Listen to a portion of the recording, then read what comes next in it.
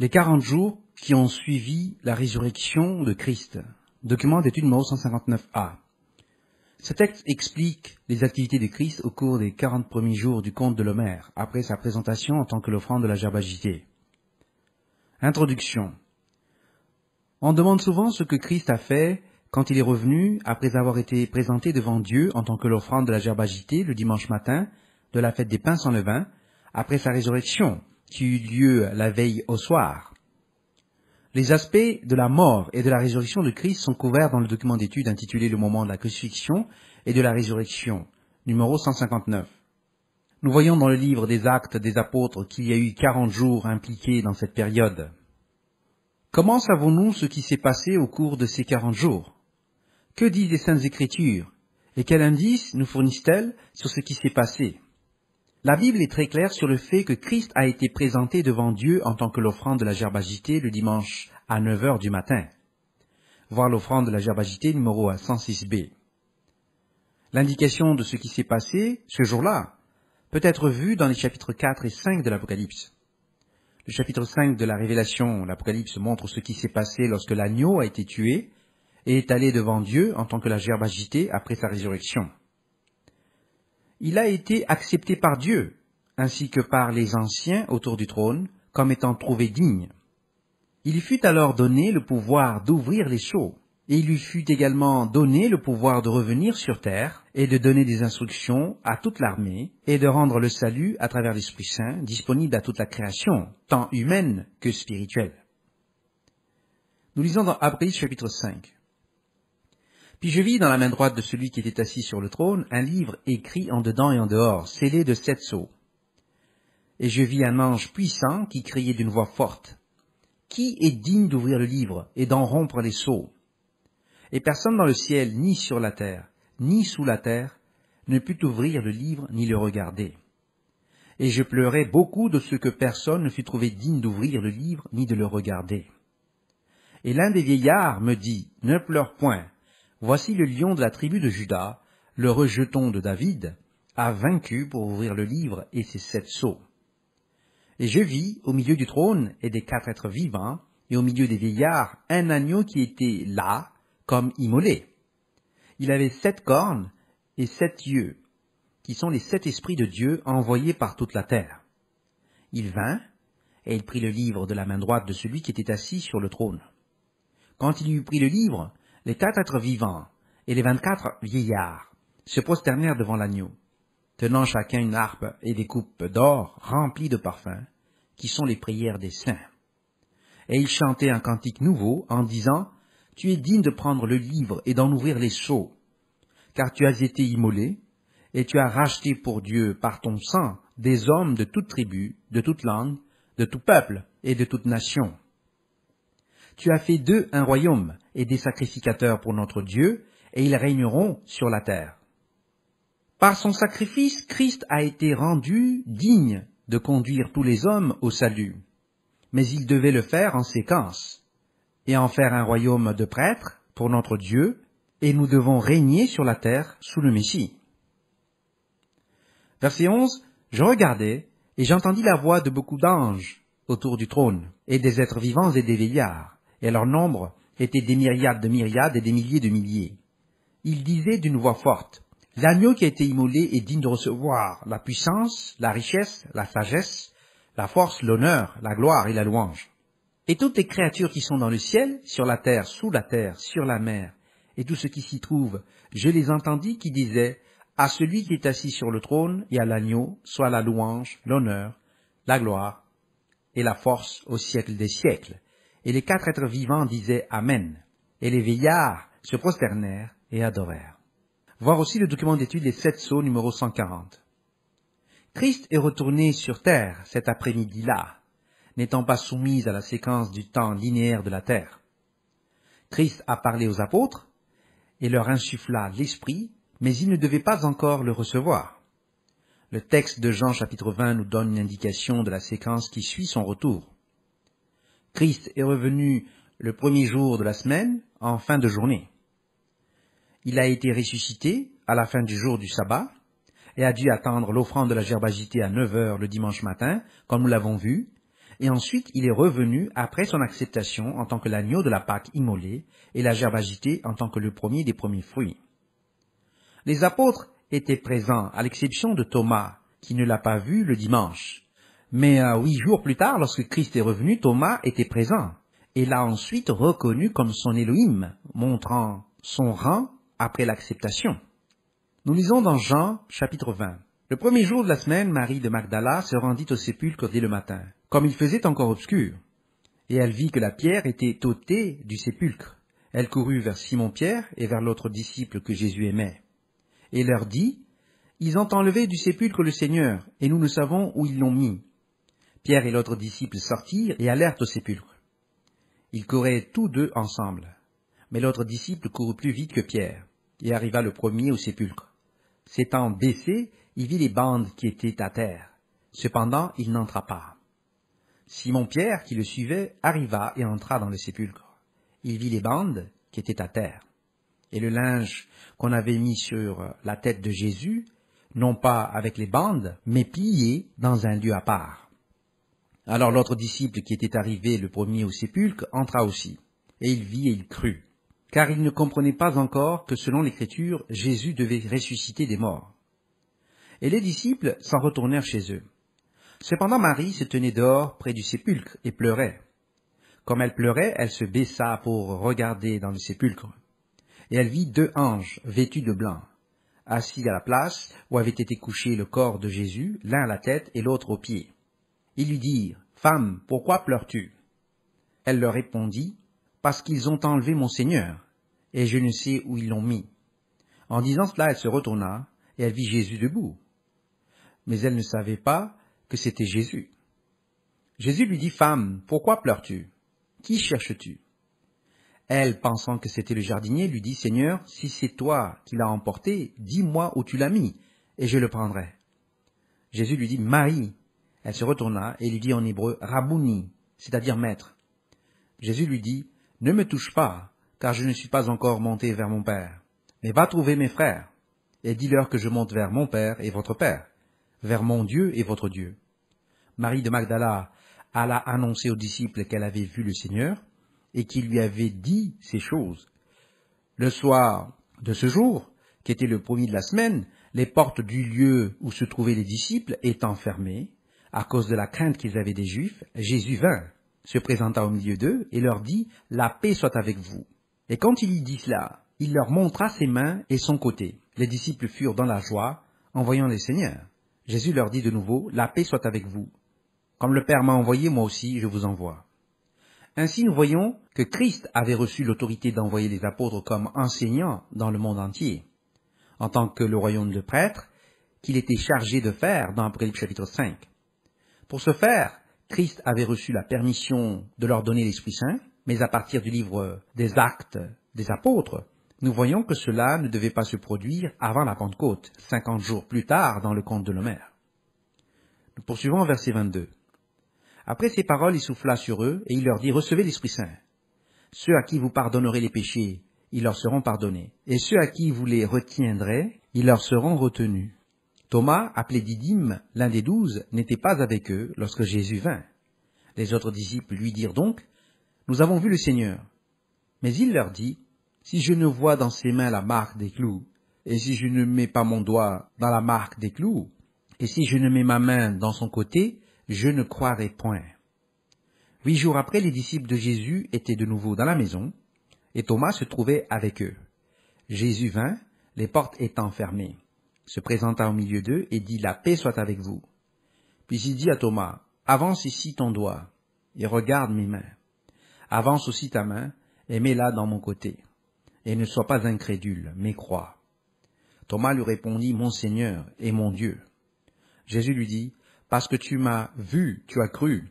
Heureux ceux qui n'ont pas vu et qui ont cru. » Jésus a fait encore en présence de ses disciples beaucoup d'autres miracles qui ne sont pas écrits dans ce livre. Mais ces choses ont été écrites afin que vous croyiez que Jésus est le Christ, le Fils de Dieu, et qu'en croyant, vous ayez la vie en son nom. Le voyage à Emmaüs. Les 2 disciples sur la route d'Emmaüs, dont il est question dans Luc chapitre 24, faisaient partie des 70 et non des 12. Christ leur est apparu alors qu'ils marchaient. peut-être vers la fin de leur marche. Ils observaient et célébraient tous la Pâque, mais pour une raison quelconque, ils ont dû se rendre à Emmaüs, un village situé dans les environs de Jérusalem, à environ 7 miles, 11 kilomètres, ou à 2 heures de marche. C'était le lendemain de sa résurrection, et dans l'après-midi de son retour de l'acceptation en tant que la gerbe agitée. Nous ne savons pas où les 70 et les autres célébraient la Pâque, car ils étaient dispersés autour de Jérusalem, le règlement limitant le nombre d'individus à un maximum de 20 par site, de sorte qu'il devait y avoir au moins 6 sites, ou plus pour les 120, puis les 300 et les 500 auraient eu besoin d'au moins 25 sites. Peut-être qu'il y en avait un à Emmaüs ou à proximité. Quoi qu'il en soit, ils sont retournés à Jérusalem après avoir mangé leur repas et ont parlé avec les autres qui s'y étaient rassemblés. Les élus n'ont quitté Jérusalem qu'après la Pâque, comme on nous le dit. Ils obéissaient aux lois de Dieu, sous Deutéronome 16, versets 5 à 8. Nous lisons dans Luc chapitre 24. Le premier jour de la semaine, elles se rendirent au sépulcre de grand matin, portant les aromates qu'elles avaient préparés. Elles trouvèrent que la pierre avait été roulée de devant le sépulcre, et étant entrées, elles ne trouvèrent pas le corps du Seigneur Jésus. Comme elles ne savaient que penser de cela, voici 2 hommes leur apparurent en habits resplendissants. Saisies de frayeur, elles baissèrent le visage contre terre, mais ils leur dirent, « Pourquoi cherchez-vous parmi les morts celui qui est vivant? Il n'est point ici, mais il est ressuscité. Souvenez-vous de quelle manière il vous a parlé lorsqu'il était encore en Galilée, et qu'il disait, il faut que le Fils de l'homme soit livré entre les mains des pécheurs, qu'il soit crucifié et qu'il ressuscite le 3e jour. » Et elles se ressouvinrent des paroles de Jésus. À leur retour du sépulcre, elles annoncèrent toutes ces choses aux 11 et à tous les autres. Celles qui dirent ces choses aux apôtres étaient Marie de Magdala, Jeanne, Marie, mère de Jacques, et les autres qui étaient avec elle. Ils tinrent ces discours pour des rêveries, et ils ne crurent pas ces femmes. Mais Pierre se leva et courut au sépulcre. S'étant baissé, il ne vit que les linges qui étaient à terre. Puis il s'en alla chez lui, dans l'étonnement de ce qui était arrivé. Et voici ce même jour, 2 disciples allaient à un village nommé Emmaüs, éloigné de Jérusalem, de 60 stades. Et ils s'entretenaient de tout ce qui s'était passé. Pendant qu'ils parlaient et discutaient, Jésus s'approcha et fit route avec eux. Mais leurs yeux étaient empêchés de le reconnaître. Il leur dit, « De quoi vous entretenez-vous en marchant, pour que vous soyez tout tristes ?» L'un d'eux, nommé Cléophas, lui répondit, « Es-tu le seul qui, séjournant à Jérusalem, ne sache pas ce qui est arrivé ces jours-ci » ? « Quoi ?» leur dit-il. Et ils lui répondirent, « Ce qui est arrivé au sujet de Jésus de Nazareth, qui était un prophète puissant en œuvre et en parole devant Dieu et devant tout le peuple, et comment les principaux sacrificateurs et nos magistrats l'ont livré pour le faire condamner à mort et l'ont crucifié. Nous espérions que ce serait lui qui délivrerait Israël, mais avec tout cela, voici le 3e jour que ces choses se sont passées. Il est vrai que quelques femmes d'entre nous ont fort étonnés, s'étant rendues de grand matin au sépulcre, et n'ayant pas trouvé son corps, elles sont venues dire que des anges leur sont apparus et ont annoncé qu'il est vivant. Quelques-uns de ceux qui étaient avec nous sont allés au sépulcre, et ils ont trouvé les choses comme les femmes l'avaient dit. Mais lui, ils ne l'ont point vu.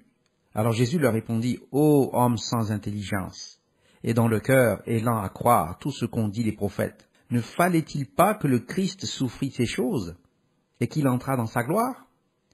Et commençant par Moïse et par tous les prophètes, il leur expliqua dans toutes les Écritures ce qui le concernait. Lorsqu'ils furent près du village où ils allaient, il parut vouloir aller plus loin. Mais ils le pressèrent en disant, « Reste avec nous, car le soir approche, le jour est sur son déclin. » Et il entra pour rester avec eux. Pendant qu'il était à table avec eux, il prit le pain, et après avoir rendu grâce, il le rompit, et le leur donna. Alors leurs yeux s'ouvrirent, et ils le reconnurent, mais il disparut de devant eux. Et ils se dirent l'un à l'autre, « Notre cœur ne brûlait-il pas au-dedans de nous, lorsqu'il nous parlait en chemin, et nous expliquait les Écritures ?» Se levant à l'heure même, ils retournèrent à Jérusalem, et ils trouvèrent les 11, et ceux qui étaient avec eux assemblés, et disant, « Le Seigneur est réellement ressuscité, il est apparu à Simon. » Et ils racontèrent ce qui leur était arrivé en chemin, et comment il l'avait reconnu au moment où il rompit le pain. Tandis qu'il parlait de la sorte, lui-même se présenta au milieu d'eux, et leur dit, « La paix soit avec vous. » Saisis de frayeur et d'épouvante, Ils croyaient voir un esprit. Mais il leur dit, « Pourquoi êtes-vous troublés? Et pourquoi pareille pensée s'élève-t-elle dans vos cœurs? Voyez mes mains et mes pieds. C'est bien moi. Touchez-moi et voyez. Un esprit n'a ni chair ni os, comme vous voyez que j'ai. » Et en disant cela, il leur montra ses mains et ses pieds. Comme dans leur joie ils ne croyaient point encore, et qu'ils étaient dans l'étonnement, il leur dit, « Avez-vous ici quelque chose à manger? » Ils lui présentèrent du poisson rôti et un rayon de miel. Il en prit, et il mangea devant eux.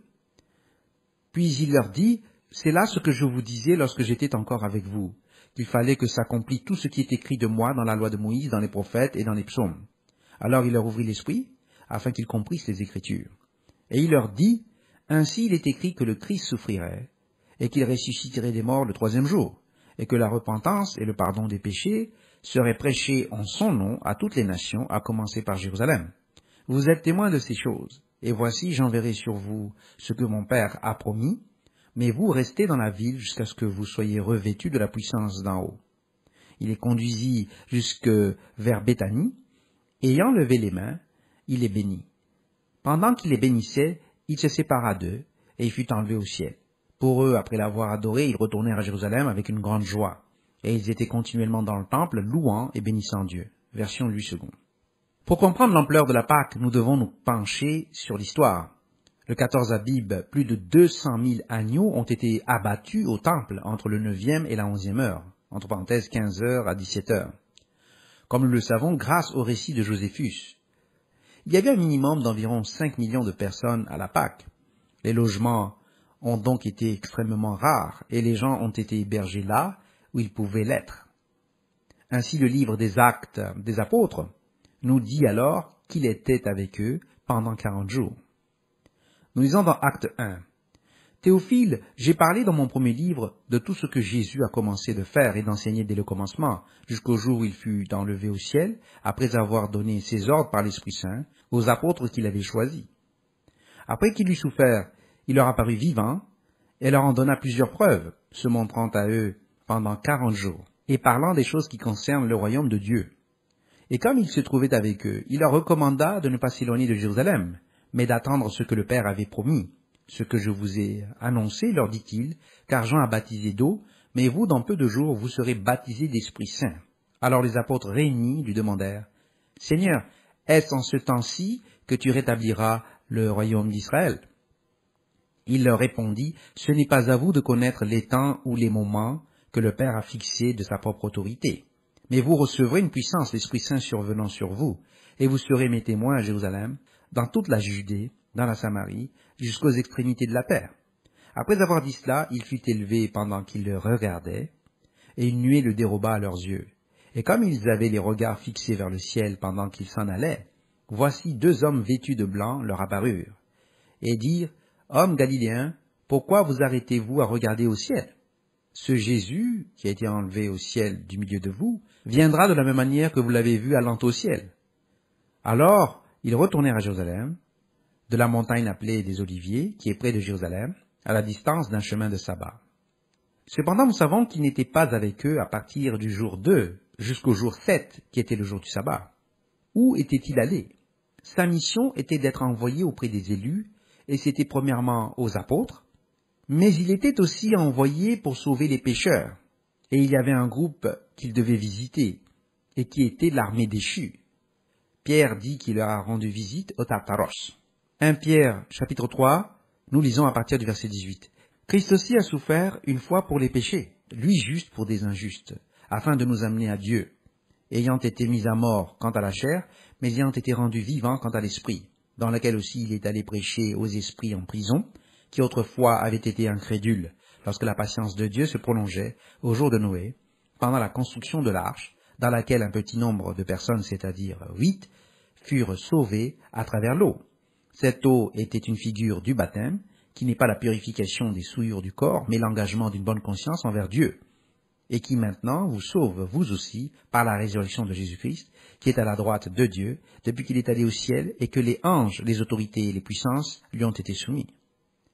Or, il a été enseigné par l'église WCG que Christ y est allé pendant que son corps était dans la tombe, mais ceci est une fausse doctrine, et elle est une doctrine de l'Antichrist, qui cherche à séparer l'humanité de la divinité de Christ, et nie qu'il était complètement mort, et qu'il est donc resté dans cet état jusqu'à la résurrection, quant à l'esprit, en tant que la gerbe agitée. Cela nie le signe de Jonas, et soutient la doctrine satanique selon laquelle l'esprit ne peut pas mourir. Il est clair pour Pierre que Christ était mort, puis ressuscité quant à l'esprit, et c'était l'exigence, la condition, pour sa présentation en tant que la gerbe agitée. Sa mission était premièrement auprès des apôtres, afin de réaffirmer son retour, puis de prêcher le salut aux démons qui se trouvent dans le Tartaros, et de revenir ensuite pour éduquer les apôtres sur leurs tâches. Ainsi, le premier jour de la deuxième semaine au 8e jour du conte de l'Homère, il commença l'achèvement de son éducation. Au Tartaros, il devait leur révéler le plan de Dieu, et que certains seraient libérés du Tartaros pour les derniers jours. Ces puissants démons devaient être les 4 anges supérieurs, retenus dans la fosse de l'Euphrate, jusqu'à ce qu'il soit le temps de détruire un tiers de l'humanité. Voir Apocalypse 9, verset 14. Après le retour du Messie et les coupes de la colère de Dieu, toute l'armée entière sera confinée au Tartaros jusqu'à la fin, ou la dernière phase du système millénaire, et ils seront libérés pour tromper à nouveau l'humanité. Alors eux et l'humanité seront tous tués, puis ensuite ressuscités pour la deuxième résurrection et le jugement du grand trône blanc. Voir le document numéro 143b. Là, les démons seront jugés par les élus, voir le jugement des démons numéro 080.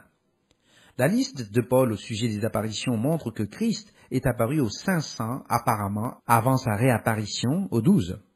Nous lisons dans 1 Corinthiens 15, verset 1 à 28. « Je vous rappelle, frères, l'évangile que je vous ai annoncé, que vous avez reçu, dans lequel vous avez persévéré, et par lequel vous êtes sauvés, si vous le retenez tel que je vous l'ai annoncé. Autrement, vous auriez cru en vain. Je vous ai enseigné avant tout, comme je l'avais aussi reçu, que Christ est mort pour nos péchés, selon les Écritures, qu'il a été enseveli, et qu'il est ressuscité le 3e jour, selon les Écritures, et qu'il est apparu à Céphas, puis aux 12. Donc cette séquence montre qu'il est apparu aux 500, puis à Jacques, et ensuite à tous les apôtres. On peut supposer que c'était le 8e jour. Verset 6. Ensuite, il est apparu à plus de 500 frères à la fois, dont la plupart sont encore vivants, et dont quelques-uns sont morts. Ensuite, il est apparu à Jacques, puis à tous les apôtres. L'apparition à Paul était sur la route de Damas bien plus tard, après que Paul ait persécuté l'Église pendant des années. Nous poursuivons au verset 8.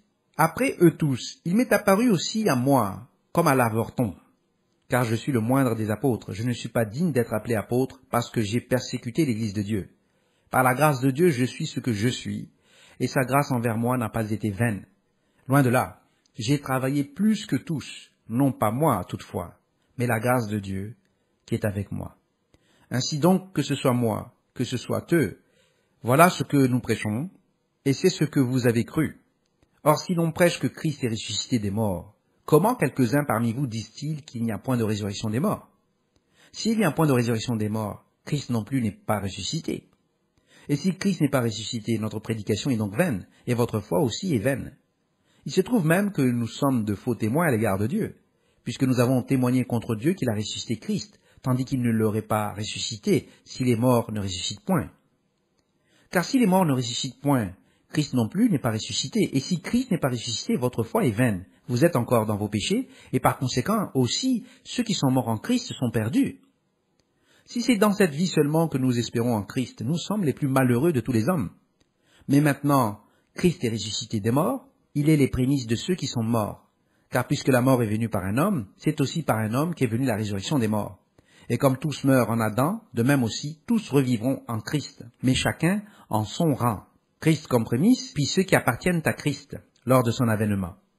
Ensuite viendra la fin, quand il remettra le royaume à celui qui est Dieu et Père, après avoir détruit toute domination, toute autorité et toute puissance. Car il faut qu'il règne jusqu'à ce qu'il ait mis tous les ennemis sous ses pieds. Le dernier ennemi qui sera détruit, c'est la mort. Dieu en effet a tout mis sous ses pieds, mais lorsqu'il dit que tout lui a été soumis, il est évident que celui qui lui a soumis toutes choses est excepté. Et lorsque toutes choses lui auront été soumises, alors le Fils lui-même sera soumis à celui qui lui a soumis toutes choses, afin que Dieu soit tout en tous. Ainsi nous avons reçu la compréhension du but de la résurrection, afin que Dieu soit tout en tous, ce qui est réalisé par l'Esprit Saint. Voyons maintenant les jours restants. Au cours des 32 jours suivants, Christ a instruit les apôtres et leur a donné leurs tâches, afin qu'ils soient envoyés dans le monde. Le rapport des lieux où les 12 et les 70 ont été envoyés est indiqué dans le sort des 12 apôtres, numéro 122b. Hippolyte a documenté les tâches et les responsabilités. De même, nous connaissons la mort des prophètes et des saints, voir le document numéro 122c, et l'établissement de l'Église sous les 70, voir le document numéro 122d. Il convient également de noter le document d'étude, les 153 poissons, numéro 170b. Il leur a ordonné de quitter Jérusalem uniquement après la Pentecôte, au cours de laquelle ils recevraient l'Esprit Saint. Acte 1, versets 4 à 5, verset 8, cité ci-dessus dans ce document. Christ leur apparut de nouveau après cela à la mer de Tibère. Ils sont allés pêcher et n'ont rien attrapé, et Christ les a instruits par le symbolisme dans la capture des 153 poissons, se référer ci-dessus dans ce document. Christ a également dit à Pierre et à Jean ce qui allait leur arriver à tous les deux, et les autres ont également compris leur tâche. Alors, ils ont aussi élu l'autre apôtre pour remplacer Judas, parmi les 120, voir Acte 1, versets 21-26. Ils ont été instruits sur le royaume de Dieu et du plan de salut, couvrant le système millénaire, ainsi que les premières et deuxièmes résurrections des morts et la venue de la cité de Dieu. Le plan d'ensemble ou global a ensuite été donné à l'Église par l'intermédiaire de l'apôtre Jean à la fin du 1er siècle, après la mort des apôtres, de sorte que Dieu, par le biais de Jean, le confie à l'Église. Et c'est ainsi que nous avons reçu le plan de salut pour instruire l'humanité dans les mystères du royaume de Dieu. Fin de la lecture du document d'étude des 40 jours qui ont suivi la résurrection de Christ, numéro 159a.